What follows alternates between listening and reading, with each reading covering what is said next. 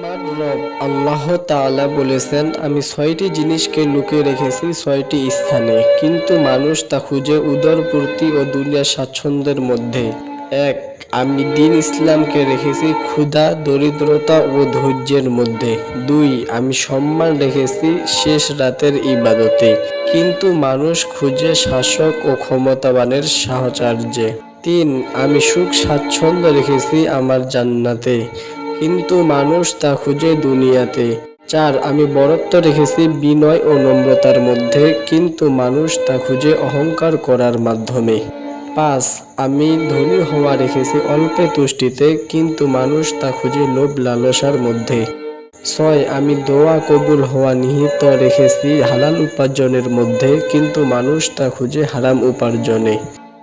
হে আল্লাহ, আপনি আমাদের সবাইকে সঠিক আমল করার তৌফিক দান করুন। আমিন।